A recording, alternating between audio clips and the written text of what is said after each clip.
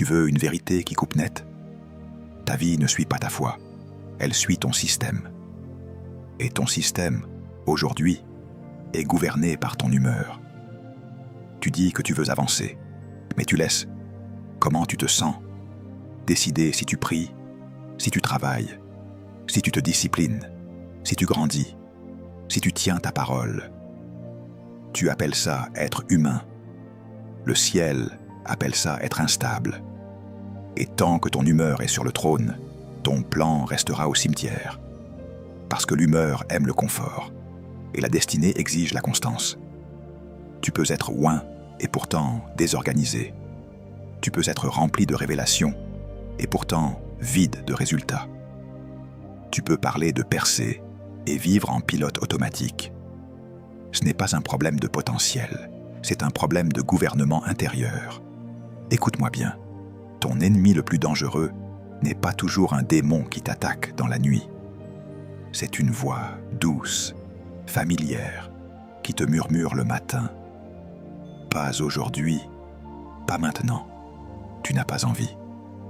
Et tu obéis. Tu obéis à une sensation.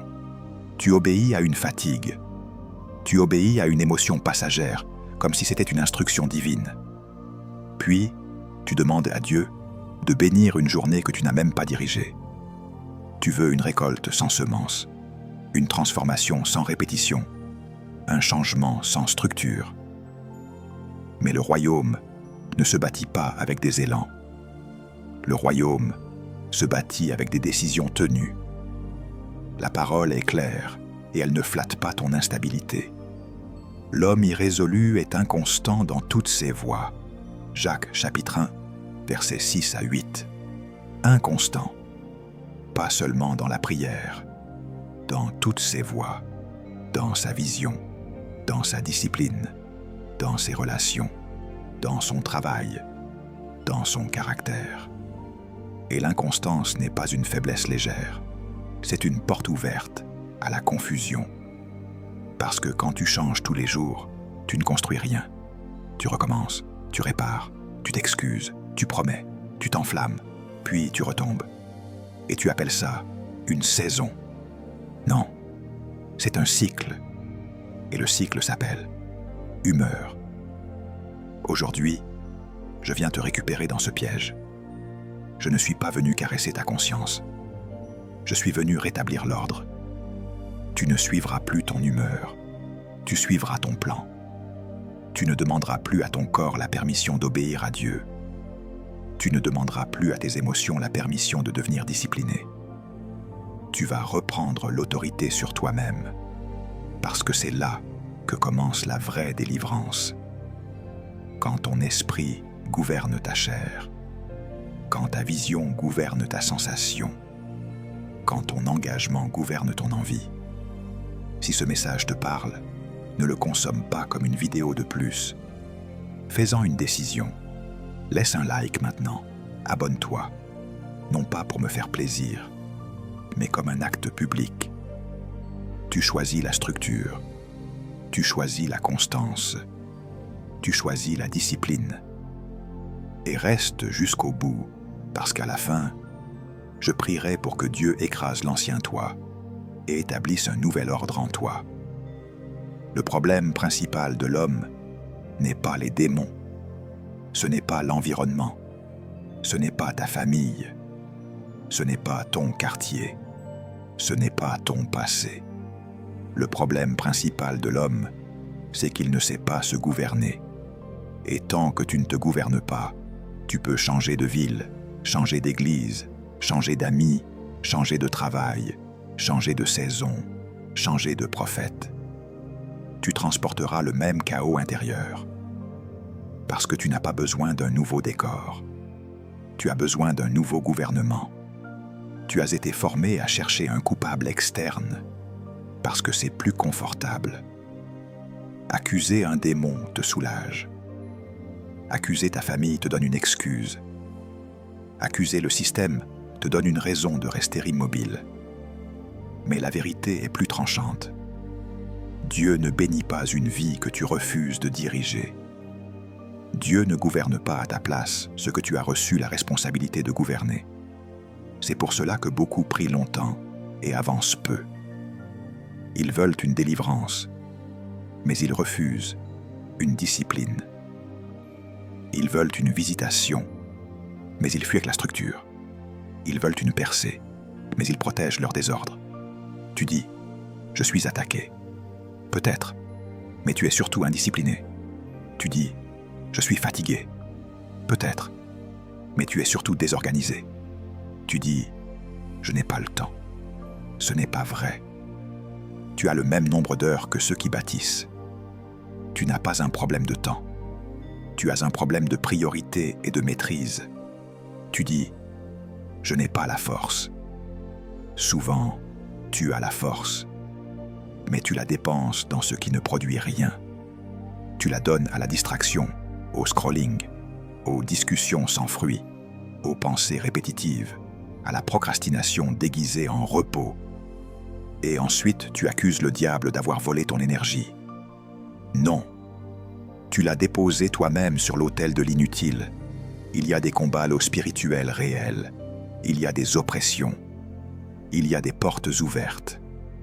Mais écoute la vérité. Le diable n'a pas besoin de te posséder quand il peut te désorganiser.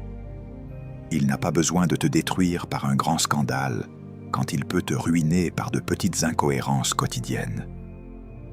Il n'a pas besoin d'attaquer ton appel directement quand il peut affaiblir ta routine. Parce que l'appel de Dieu sur ta vie ne meurt pas d'un seul coup.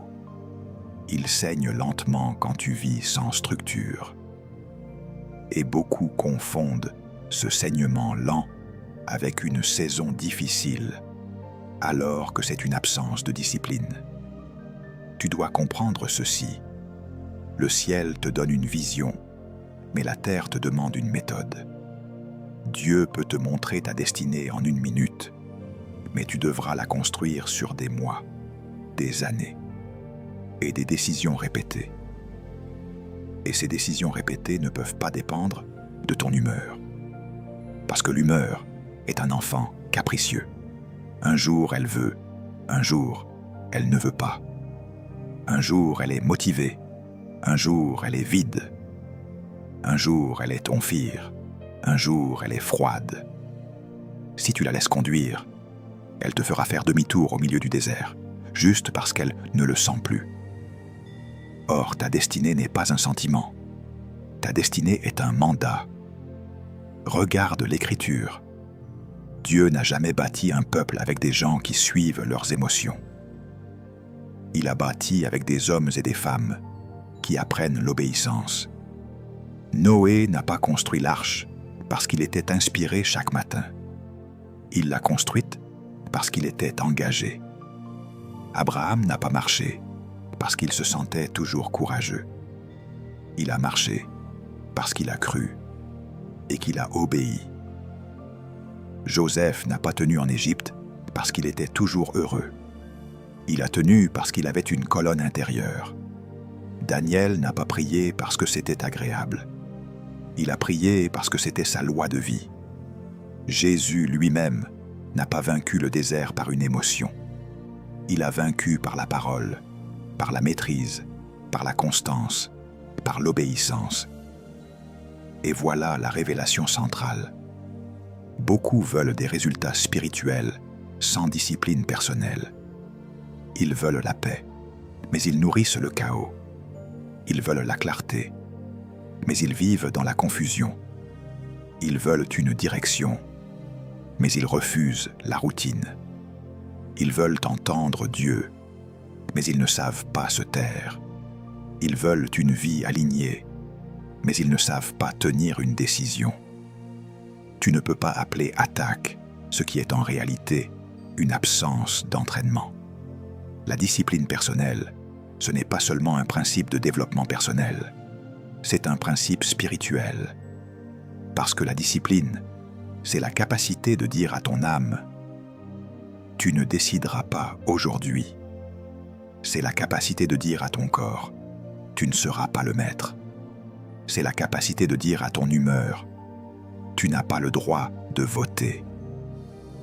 Et tant que tu n'as pas cette capacité, tu es vulnérable, même si tu parles en langue.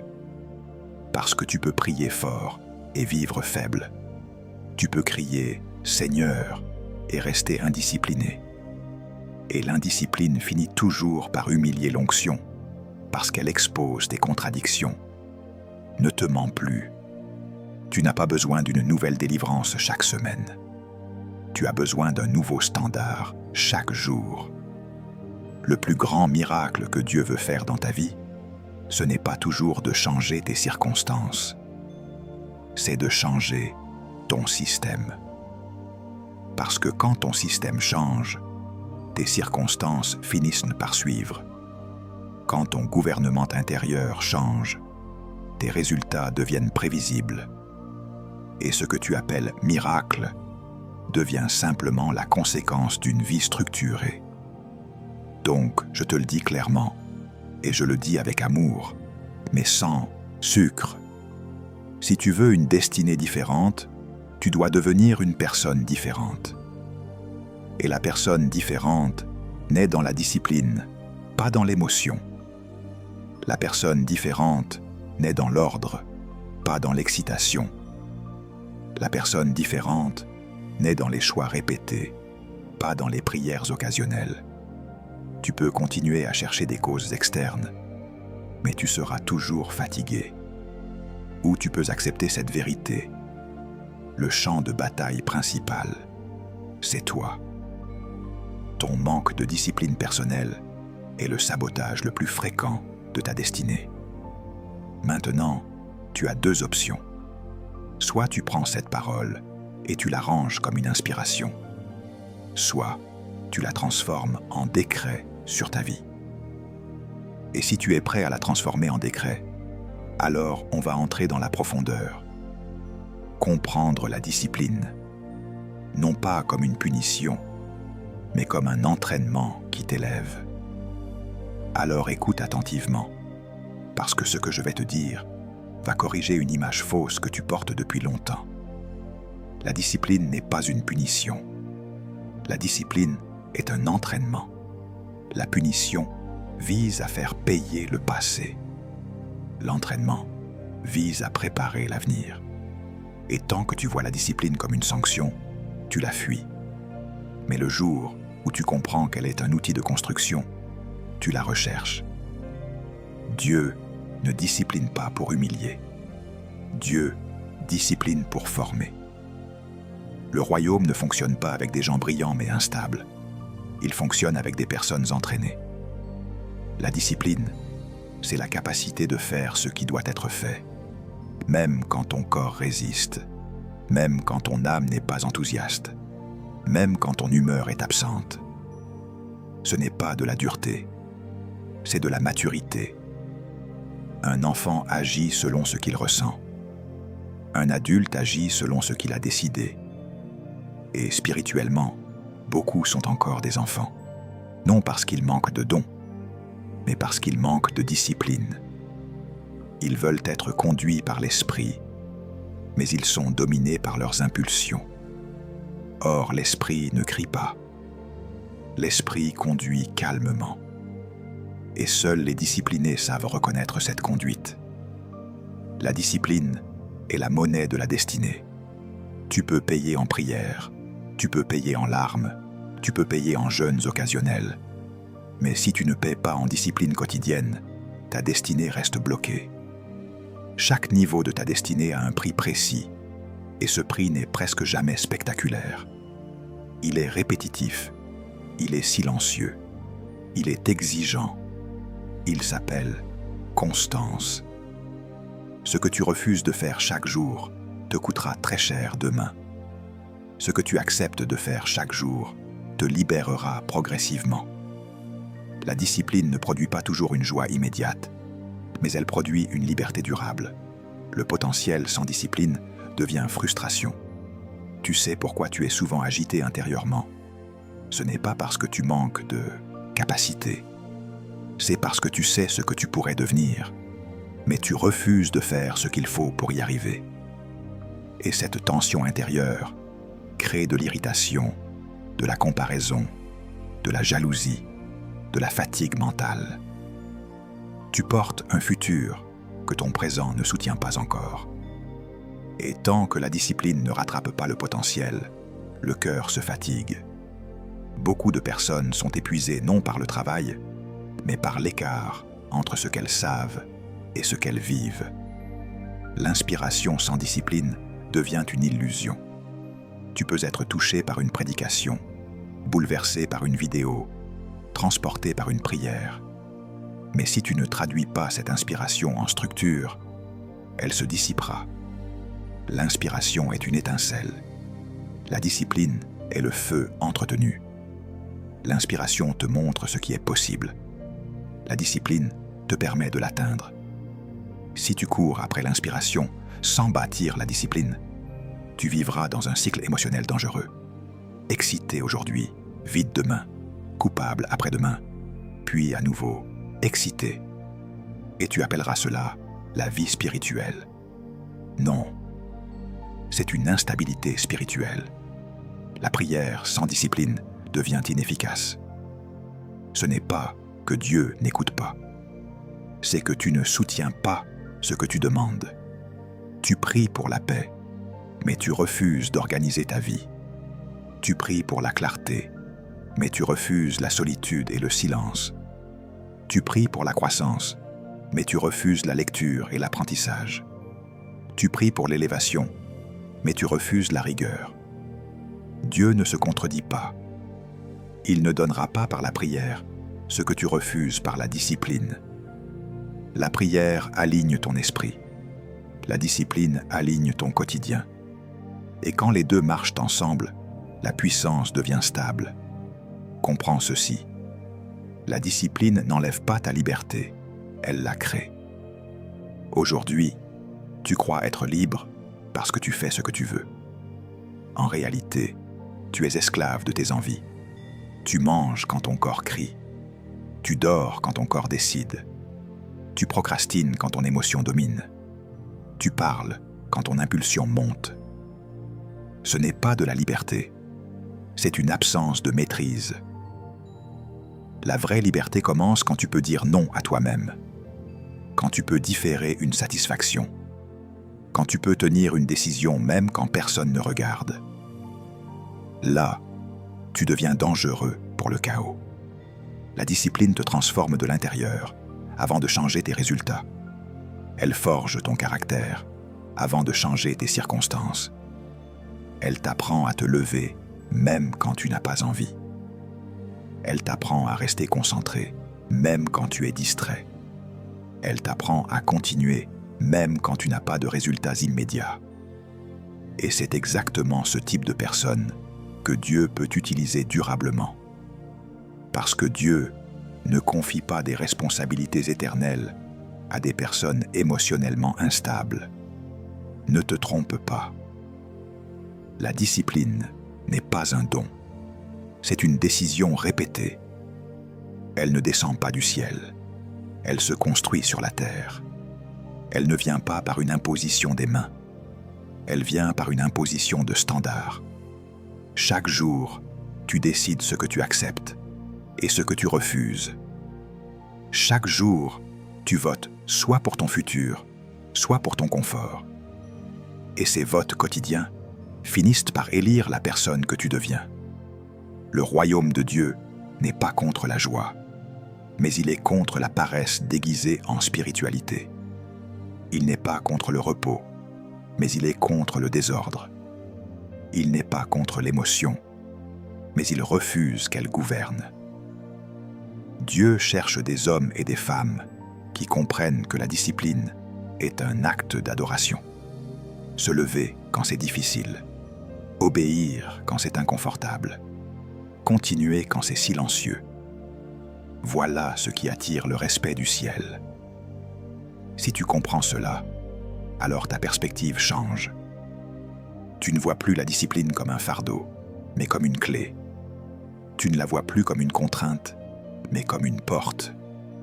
Tu ne la vois plus comme une perte, mais comme un investissement. Et le jour où tu embrasses la discipline, tu commences à te respecter toi-même. Et le jour où tu te respectes, ta vie commence à s'aligner. Maintenant, la question n'est pas si tu es touché. La question est si tu es prêt à changer d'ordre intérieur. Parce que tout dans le royaume fonctionne par ordre. Et c'est exactement là que nous allons aller maintenant. Alors ouvre ton intelligence spirituelle, parce que ce que tu vas entendre maintenant va réorganiser ta lecture de la création. Dieu ne crée jamais dans le désordre. Le désordre n'est pas une preuve de liberté. Le désordre est une preuve d'absence de gouvernement. Quand Dieu agit, il établit d'abord l'ordre, puis il libère la vie. Avant que quoi que ce soit ne respire, il structure. Avant que quoi que ce soit ne produise, il sépare. Avant que quoi que ce soit ne se multiplie, il organise. La puissance de Dieu ne s'exprime jamais dans le chaos. Elle s'exprime dans un cadre. Regarde la création. Les saisons ne négocient pas avec leurs émotions. L'hiver ne décide pas d'être l'été parce qu'il n'en a plus envie. Le printemps ne se lève pas un jour sur deux selon son humeur. Il y a un ordre fixé, un rythme, une constance. Le soleil ne se demande pas s'il a envie de se lever. Il se lève. La lune ne se rebelle pas contre sa trajectoire.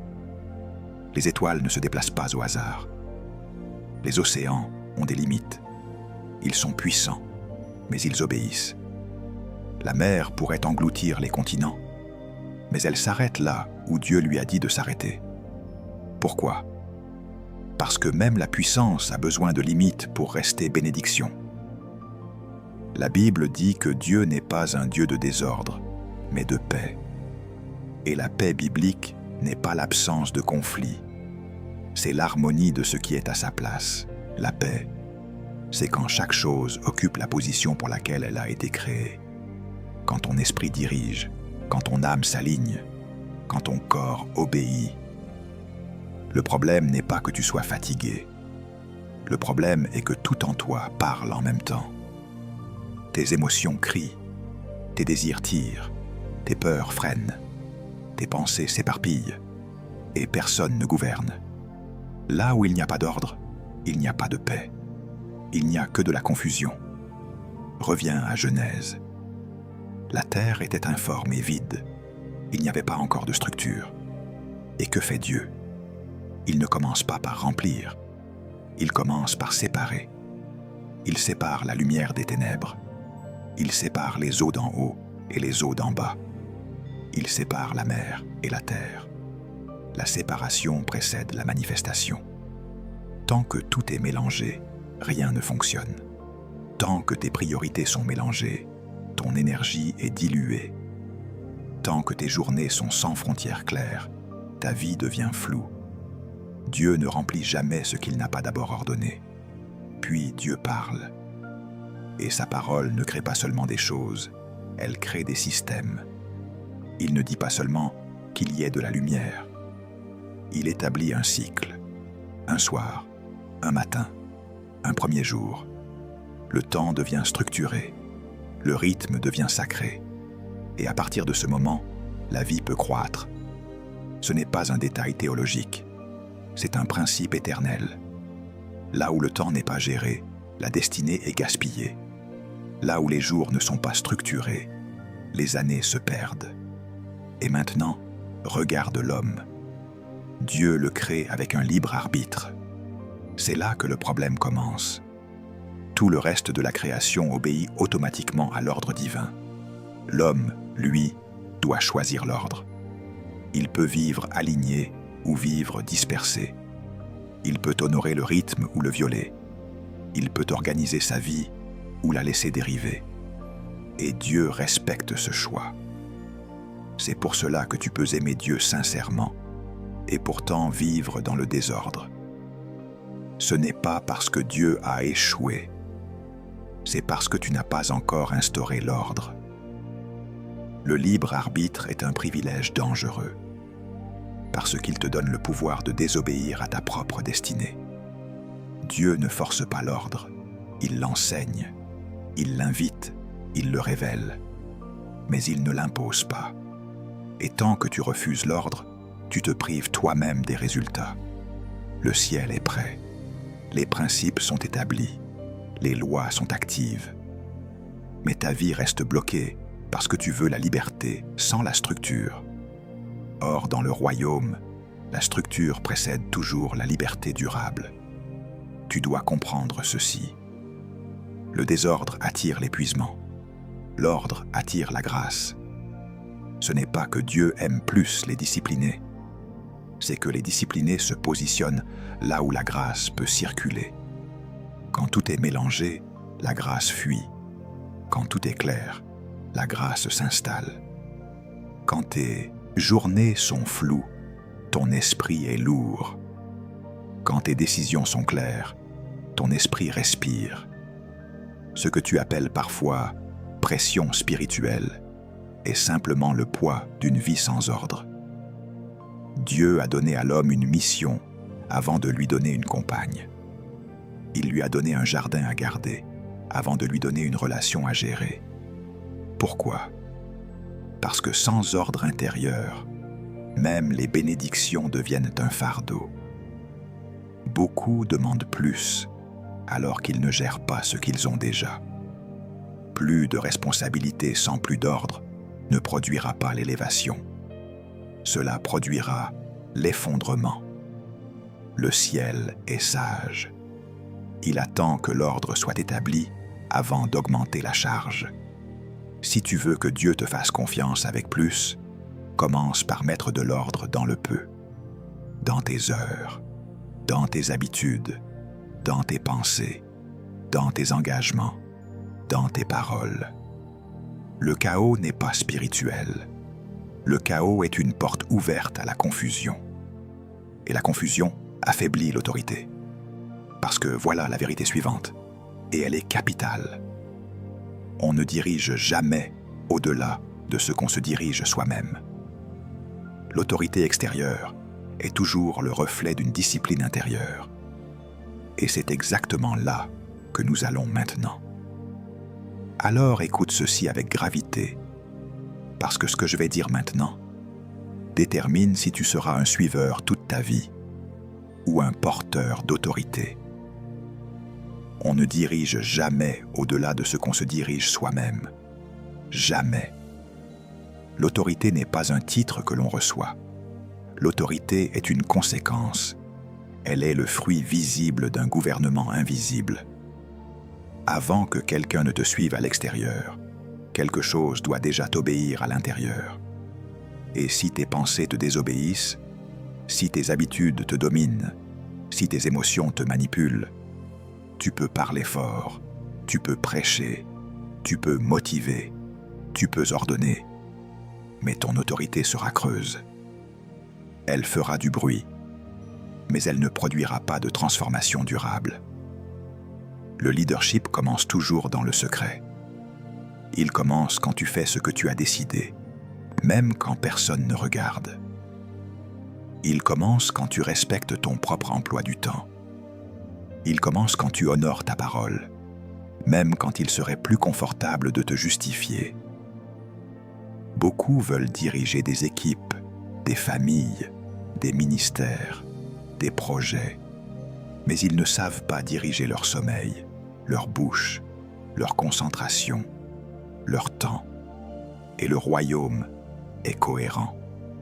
Il ne confie pas à quelqu'un la gestion des autres tant qu'il n'a pas appris la gestion de soi. L'autodiscipline est le fondement du leadership parce qu'elle crée la crédibilité. Les gens ne suivent pas ce que tu dis. Ils suivent ce que tu incarnes. Ils sentent quand ta vie est alignée. Ils sentent quand tu es structuré. Ils sentent quand ton discours est soutenu par une colonne intérieure. Tu peux enseigner la foi, mais si ta vie est chaotique, ton message perd son poids. Tu peux parler de vision, mais si ton quotidien est désordonné, ton influence s'effrite. Le leadership véritable n'impose pas. Il inspire par la cohérence. Regarde l'apôtre Paul. Il écrit aux Corinthiens avec une lucidité tranchante. Il dit qu'il traite durement son corps et qu'il le tient assujetti, de peur d'être disqualifié après avoir prêché aux autres. Première épître aux Corinthiens, chapitre 9, verset 27. Ce n'est pas un homme faible qui parle, c'est un homme conscient. Il comprend que le plus grand danger n'est pas l'opposition extérieure, mais l'indiscipline intérieure. Il comprend que l'on peut prêcher juste et vivre faux. Il comprend que l'on peut annoncer la vérité et perdre l'autorité par manque de maîtrise personnelle. Paul ne dit pas qu'il hait son corps, il dit qu'il le gouverne. Il ne dit pas qu'il méprise ses émotions, il dit qu'il ne leur donne pas le volant. Il ne dit pas qu'il refuse le plaisir, il dit qu'il refuse que le plaisir décide. Voilà la clé du leadership du royaume. Tu n'élimines pas ce que tu ressens, tu le subordonnes à ce que tu poursuis. Tu ne détruis pas tes désirs, tu les ordonnes. Tu ne combats pas ton humanité, tu la disciplines. L'autorité spirituelle naît quand ton esprit est plus fort que tes impulsions, quand ta vision est plus forte que ton confort, quand ta mission est plus forte que ton humeur. À ce moment-là, même le monde spirituel le reconnaît. Les démons ne respectent pas les cris, ils respectent l'ordre intérieur. Ils ne respectent pas l'excitation, ils respectent la constance. C'est pour cela que Jésus n'a pas beaucoup parlé au désert. Il a simplement résisté. Et cette résistance silencieuse était une démonstration d'autorité. Tu dois comprendre ceci. Chaque fois que tu cèdes à toi-même, tu perds un peu d'autorité. Chaque fois que tu te maîtrises, tu en gagnes. L'autorité ne se décrète pas. Elle se construit par accumulation de victoires intérieures. Une victoire sur la paresse, une victoire sur la procrastination, une victoire sur la dispersion, une victoire sur l'excuse facile. Et ces petites victoires invisibles finissent par produire une présence qui impose le respect sans effort. Le leadership sans discipline devient domination. Le leadership avec discipline devient influence. La domination force, l'influence attire. La domination fatigue, l'influence élève. Dieu ne cherche pas des dominateurs spirituels, il cherche des leaders gouvernés, des hommes et des femmes qui ont appris à dire non à eux-mêmes avant de dire oui à l'appel. Parce que celui qui ne se refuse rien finit toujours par se trahir. Si tu veux de l'autorité dans la prière, commence par l'autorité sur ton temps. Si tu veux de l'autorité dans ta parole, commence par l'autorité sur ta langue. Si tu veux de l'autorité dans ta vision, commence par l'autorité sur tes habitudes. Le royaume fonctionne par cohérence. Ce que tu ne pratiques pas te discrédite. Ce que tu pratiques t'établit. Mais maintenant, il faut aller encore plus loin. Parce que beaucoup comprennent ces principes, mais continuent à se saboter par une seule phrase. Une phrase apparemment innocente, mais spirituellement destructrice. Une phrase qui ruine des destinées entières. Alors laisse tomber toute défense, parce que maintenant, nous allons toucher à la phrase qui a saboté plus de vies que les attaques visibles. Cette phrase paraît humaine, elle paraît honnête, elle paraît même raisonnable. Mais spirituellement, elle est toxique. Cette phrase c'est « Je n'ai pas envie ». Ce n'est pas une simple expression, c'est une abdication d'autorité. À chaque fois que tu prononces cette phrase et que tu lui obéis, tu remets les clés de ta destinée à ton humeur. Et ton humeur n'a jamais été appelée à gouverner quoi que ce soit.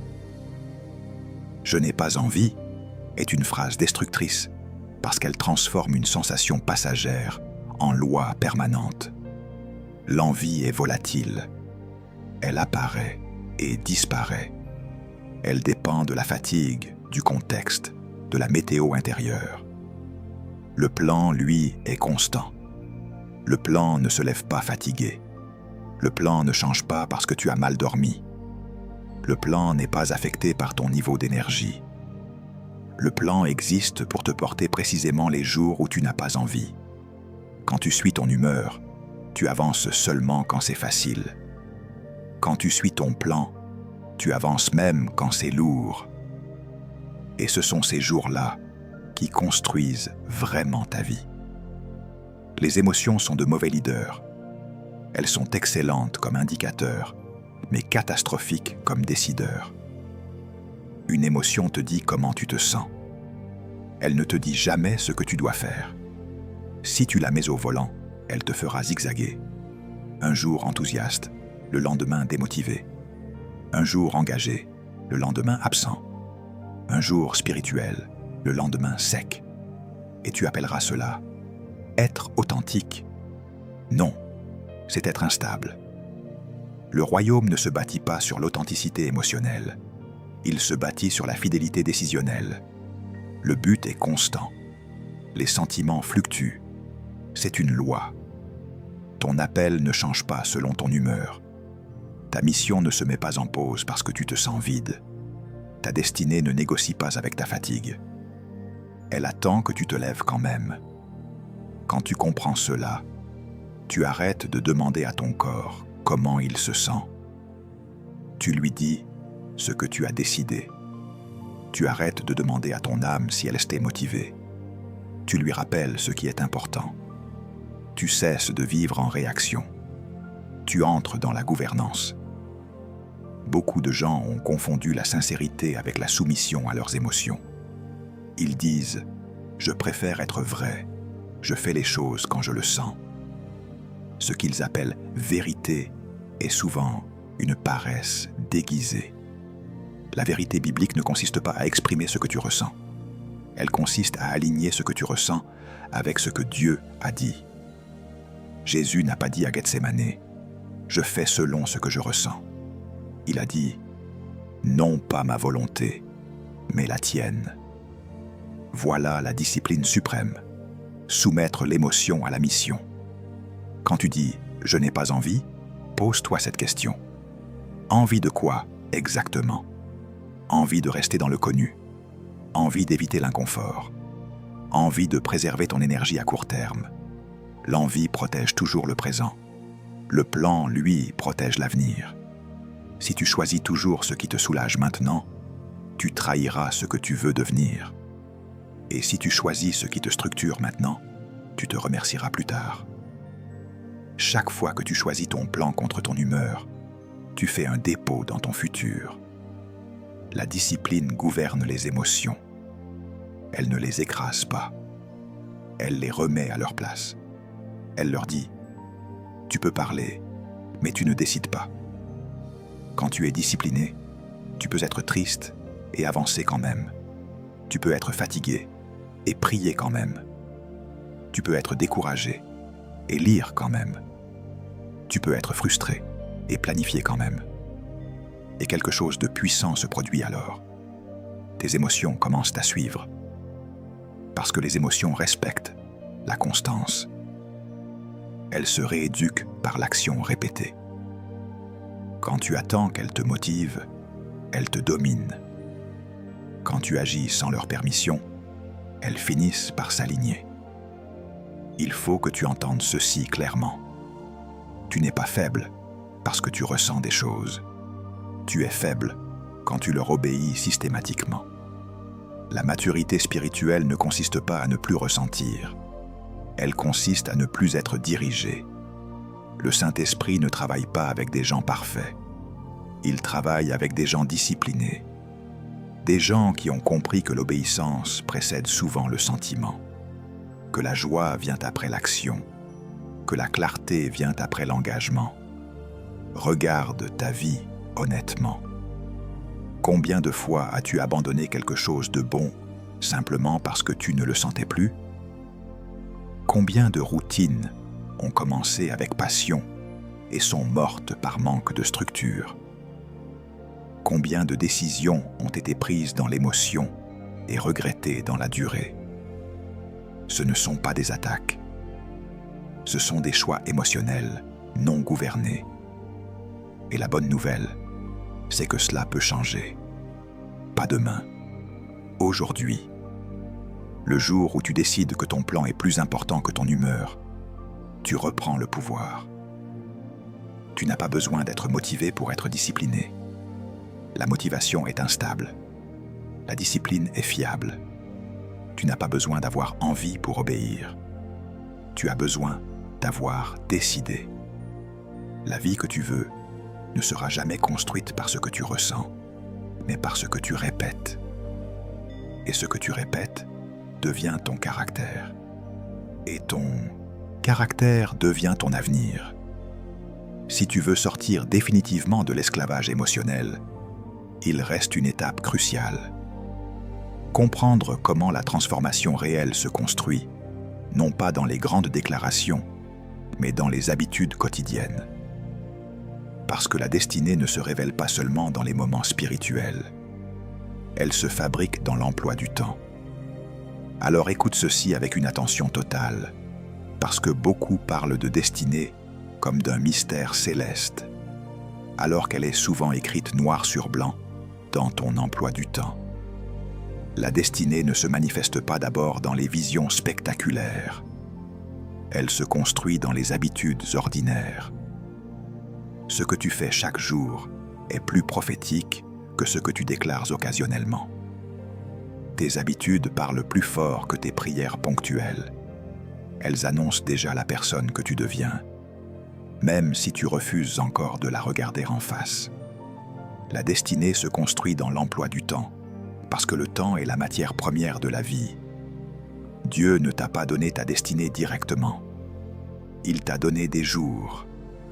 Et ce que tu fais de ces jours façonne ce que tu appelles ton futur. Si tes journées sont confuses, ton avenir sera confus. Si tes journées sont structurées, ton avenir sera structuré. Tu ne te réveilles pas un matin transformé. Tu te réveilles un matin fidèle à ce que tu as répété pendant longtemps. La transformation n'est jamais un événement. C'est une accumulation. Les habitudes sont des prophéties. Elles annoncent à l'avance ce que tu récolteras plus tard. Si tu as l'habitude de remettre à demain, tu prophétises une vie de retard. Si tu as l'habitude de te lever sans direction, tu prophétises une vie dispersée. Si tu as l'habitude de nourrir ton esprit de bruit, tu prophétises une vie confuse. Mais si tu as l'habitude de chercher Dieu tôt, tu prophétises une vie alignée. Si tu as l'habitude de planifier, tu prophétises une vie maîtrisée.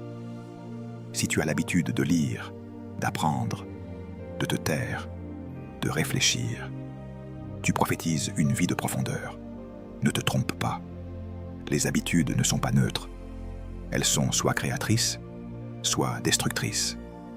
Elles travaillent pour toi ou contre toi, même quand tu n'y penses plus. C'est pour cela qu'elles sont puissantes. Tu n'as plus besoin de motivation pour une habitude installée. Elle agit automatiquement. Et voilà pourquoi le diable ne cherche pas seulement à te faire tomber une fois. Il cherche à t'installer dans de mauvais schémas. Parce qu'un mauvais schéma répété produit un mauvais avenir sans combat apparent. Les schémas quotidiens créent l'avenir, pas les grandes décisions émotionnelles, pas les promesses prises sous l'onction, mais les petits choix constants. À quelle heure tu te couches? À quelle heure tu te lèves? Ce que tu fais en premier le matin. Ce que tu fais quand personne ne te regarde. Ce que tu consommes mentalement. Ce que tu laisses entrer dans ton esprit avant de laisser entrer Dieu. Tout cela construit silencieusement la personne que tu seras. Et un jour, tu appelleras cela « ma personnalité », alors que c'est simplement le résultat de tes répétitions. La Bible ne parle pas de transformation comme d'un éclair soudain, mais comme d'un processus. Soyez transformés par le renouvellement de l'intelligence. Romains chapitre 12, verset 2. Le renouvellement n'est pas instantané. Il est progressif. Il se fait par exposition répétée à la vérité, par remplacement conscient des anciens schémas, par discipline mentale. Ton intelligence ne se renouvelle pas parce que tu as compris quelque chose une fois. Elle se renouvelle parce que tu pratiques différemment chaque jour. Ce que tu fais régulièrement finit par reformater ce que tu penses, naturellement. Beaucoup veulent un changement de vie, mais refusent un changement de routine. Ils veulent une nouvelle saison, mais gardent les mêmes habitudes. Ils veulent un nouveau niveau, mais protègent les mêmes comportements. Et ensuite ils prient pour que Dieu fasse ce que la discipline aurait pu faire. Mais Dieu ne contourne pas les principes qu'il a lui-même établis. Il ne viole pas la loi de la semence et de la récolte pour sauver ton confort. Si tu sèmes le chaos chaque jour, tu récolteras la confusion. Si tu sèmes l'ordre chaque jour, tu récolteras la stabilité. Tu dois comprendre que l'ennemi ne te combat pas toujours frontalement. Souvent, il te laisse vivre sans structure. Il te laisse improviser. Il te laisse voir selon le feeling. Parce qu'une vie non structurée finit par s'auto-saboter. Tu n'as pas besoin d'une grande chute pour rater ta destinée. Il suffit de petites incohérences quotidiennes. Il suffit de quelques minutes gaspillées chaque jour. Il suffit d'un esprit jamais recentré. Et après quelques années, tu te demandes où le temps est passé. Mais la bonne nouvelle, c'est que ce principe fonctionne aussi dans l'autre sens. De petites habitudes alignées produisent de grandes transformations. Tu n'as pas besoin de tout changer d'un coup. Tu as besoin de changer ce que tu fais tous les jours. La discipline n'exige pas des exploits. Elle exige de la fidélité. Quand tu répètes les bonnes choses assez longtemps, elles finissent par produire une nouvelle identité. Tu ne fais plus des choses disciplinées. Tu deviens discipliné. Le renouvellement de l'intelligence passe par la répétition consciente. Chaque fois que tu choisis l'ordre plutôt que la facilité, ton esprit apprend une nouvelle norme. Chaque fois que tu choisis la constance plutôt que l'envie, ton cerveau se réaligne. Chaque fois que tu respectes ton plan, même sans émotion, tu envoies un message puissant à ton être intérieur. Je suis une personne fiable. Et cette image intérieure change ta posture, ta confiance, ta stabilité. Tu dois arrêter d'attendre de sentir le changement. Le changement se sent après, pas avant. Tu agis d'abord, tu ressens ensuite, tu obéis d'abord, tu comprends ensuite, tu te disciplines d'abord, tu te réjouis ensuite. C'est l'ordre du royaume. L'obéissance précède la manifestation. L'habitude précède la métamorphose. Regarde ta vie actuelle comme un calendrier prophétique. Ce que tu fais aujourd'hui annonce ce que tu vivras demain. Si tu n'aimes pas la direction dans laquelle ta vie va, ne commence pas par accuser Dieu. Commence par changer tes habitudes. Parce que Dieu ne t'a pas abandonné. Il t'a confié ton temps. Et ce temps est encore entre tes mains. Mais il y a encore plus profond. Parce que la discipline ne se contente pas d'ajouter de bonnes habitudes. Elle détruit l'ancien toi pour révéler le nouveau. Elle ne fait pas que t'améliorer. Elle te transforme. Et cette transformation ressemble souvent à une mort avant de ressembler à une victoire. Alors, prépare-toi, parce que la discipline ne polit pas simplement ta vie. Elle la fracture pour révéler ce qui était caché. La discipline ne caresse pas l'ancien toi. Elle le crucifie. Et c'est pour cela que beaucoup la fuient. Ils veulent changer sans mourir à ce qu'ils sont. Ils veulent évoluer sans renoncer. Ils veulent une amélioration sans une métamorphose. Mais dans le royaume, toute transformation véritable passe par une forme de perte. Tu ne deviens jamais nouveau sans laisser quelque chose derrière toi. Regarde la graine. Tant qu'elle reste intacte, elle est protégée, mais elle est inutile. Elle est complète, mais elle ne produit rien. Le jour où elle est enterrée, elle disparaît, elle se brise, elle pourrit. Et si tu ne comprends pas le processus, tu crois qu'elle est perdue. En réalité, elle est en train d'obéir à une loi supérieure. La graine doit cesser d'exister sous sa forme actuelle pour libérer la vie qu'elle contient. La discipline agit exactement de la même manière. Elle enterre l'ancien toi.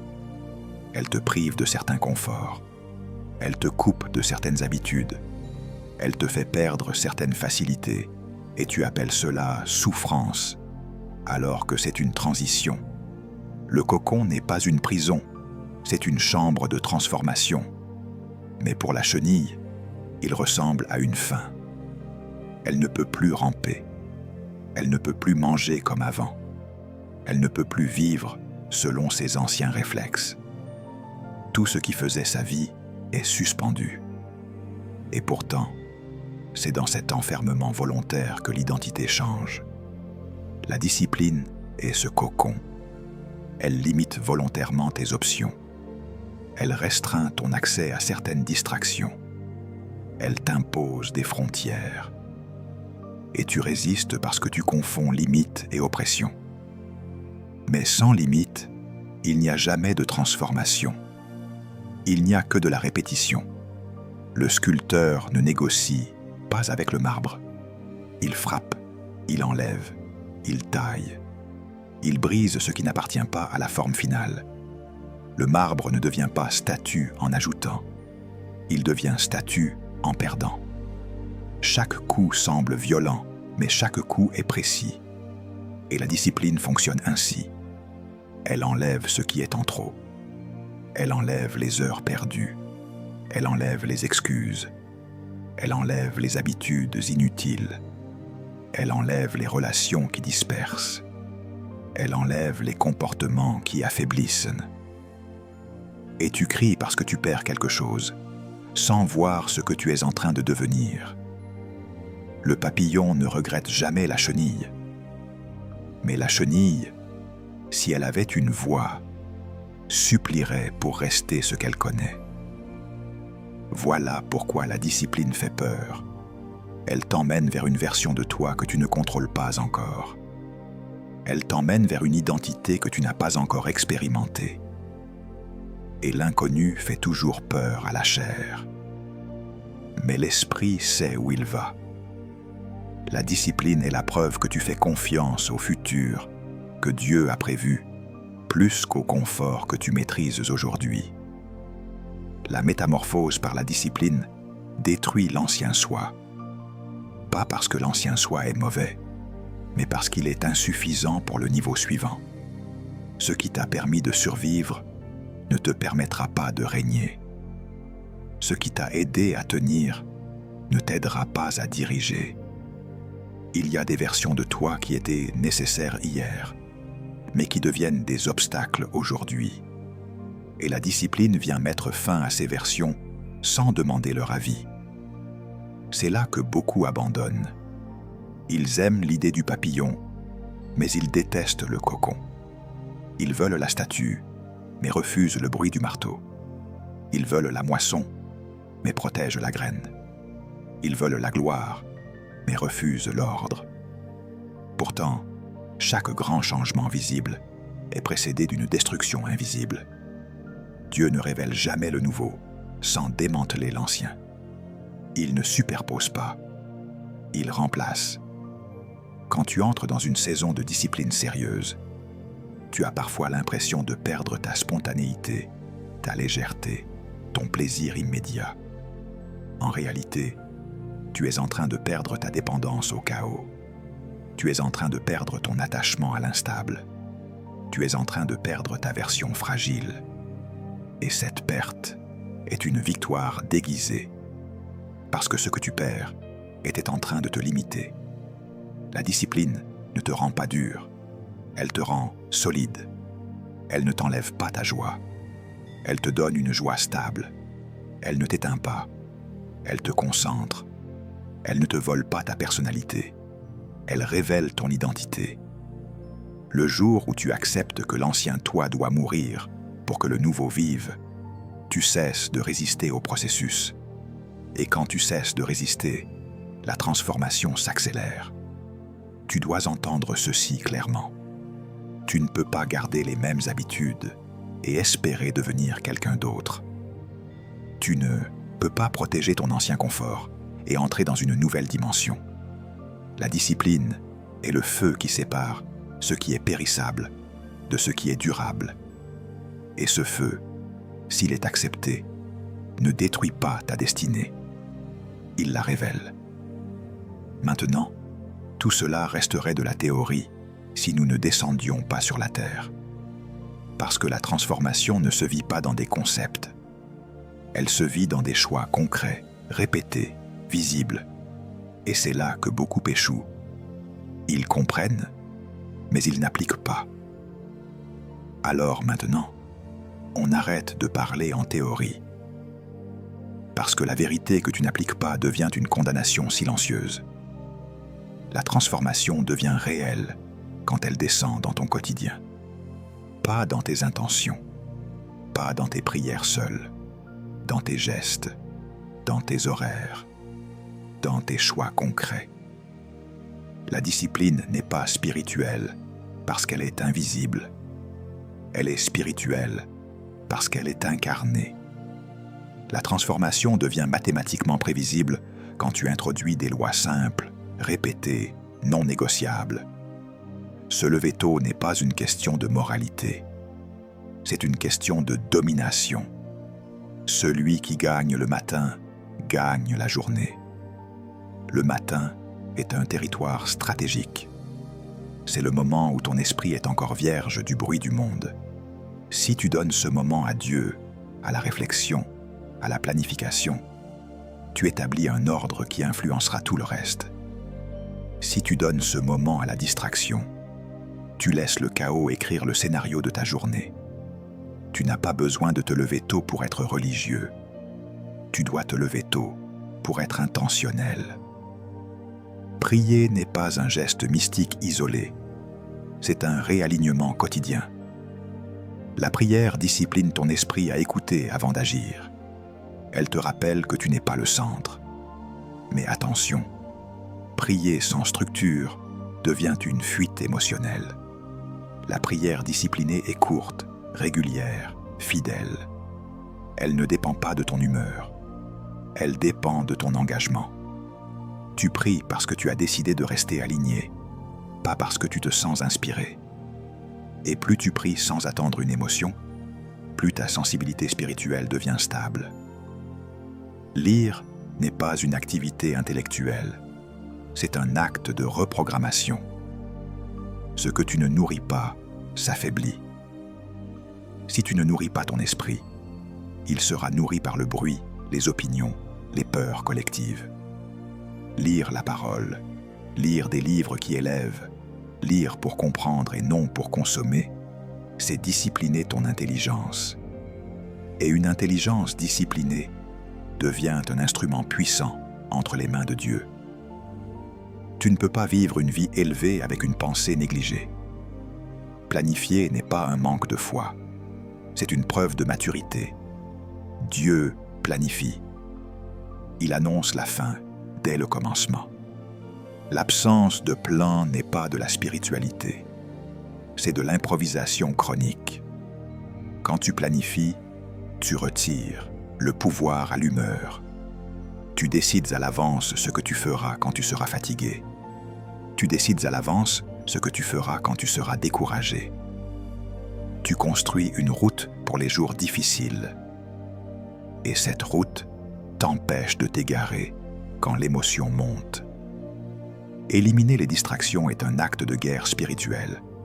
Ce qui vole ton attention vole ta destinée.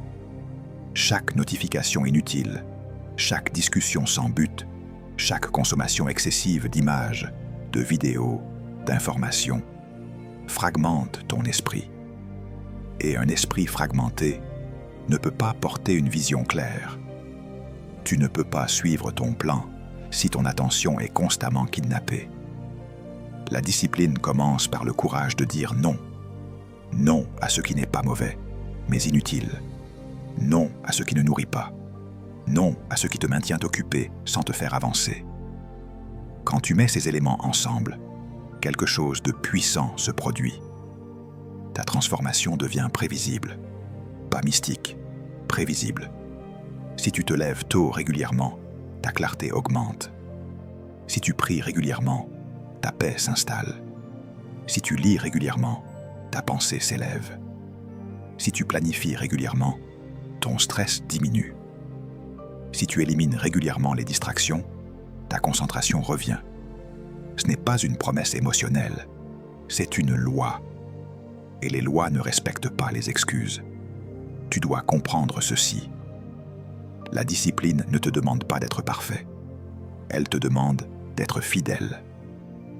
Ce n'est pas ce que tu fais intensément une fois qui change ta vie. C'est ce que tu fais simplement chaque jour. Quand tu échoues un jour, tu ne négocies pas avec la culpabilité. Tu reviens au plan le lendemain. Quand tu tombes, tu ne dramatises pas. Tu te réalignes. La discipline ne consiste pas à ne jamais tomber. Elle consiste à ne jamais abandonner la structure. La transformation devient inévitable quand tu enlèves l'option de négocier avec toi-même. Quand se lever n'est plus une question. Quand prier n'est plus une option. Quand lire n'est plus conditionnel. Quand planifier n'est plus reportable. Quand ton système est plus fort que ton humeur. À ce moment-là, même les jours faibles produisent du progrès. Même les saisons difficiles deviennent fécondes. Parce que ton plan continue quand ton émotion est absente. C'est ici que beaucoup se trompent.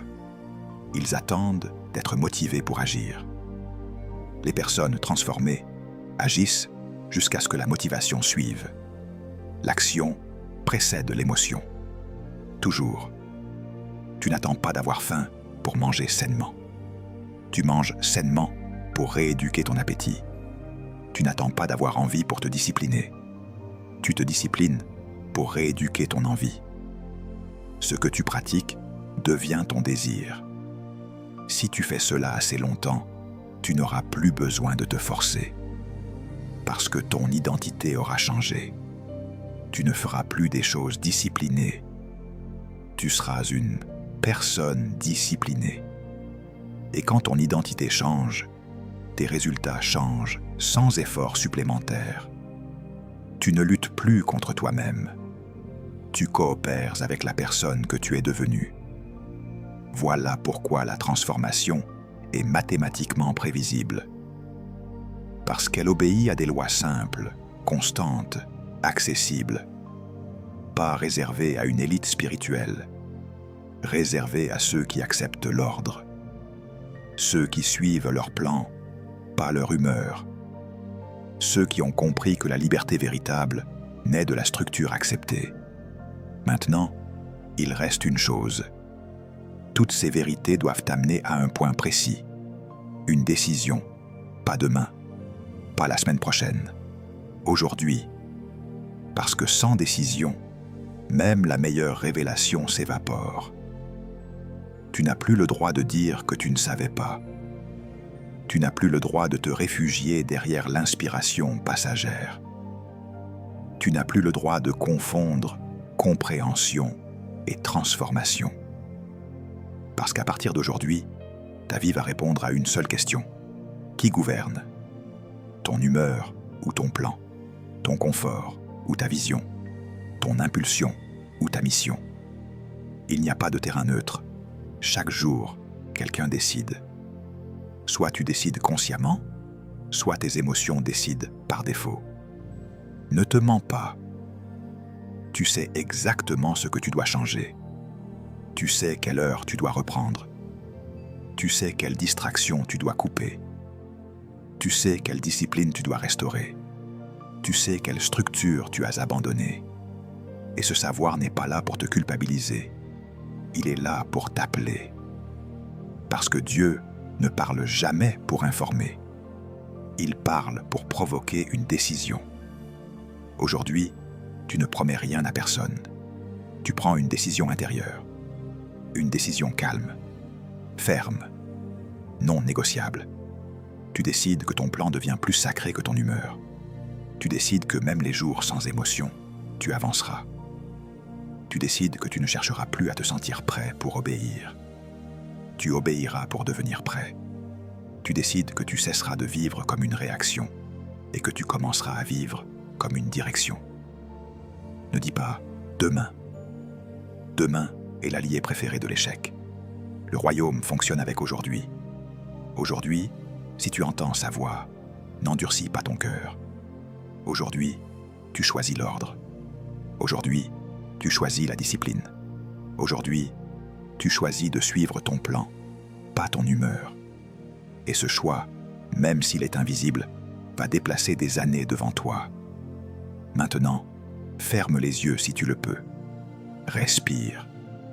Et laisse cette prière sceller ce que tu viens de décider. Seigneur Dieu Tout-Puissant, je viens devant toi sans masque et sans excuse. Je reconnais que trop souvent, j'ai laissé mes émotions gouverner ce que tu m'avais confié. J'ai laissé la fatigue décider. J'ai laissé l'envie commander. J'ai laissé le confort négocier avec l'obéissance. Aujourd'hui, je me repens. Je ne me repens pas seulement de mes péchés visibles, je me repens de mon indiscipline cachée. Je me repens de mes retards répétés. Je me repens de mes décisions reportées. Je me repens d'avoir demandé des résultats sans respecter les principes. Père, pardonne-moi d'avoir appelé attaque ce qui était souvent un manque d'ordre.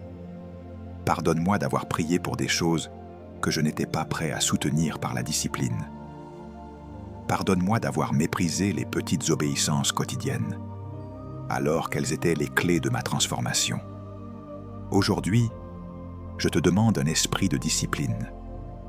Pas une discipline dure et sèche, mais une discipline sainte, stable, joyeuse, enracinée dans la vision. Donne-moi la force de me lever quand mon corps résiste. Donne-moi la clarté de continuer quand l'émotion disparaît.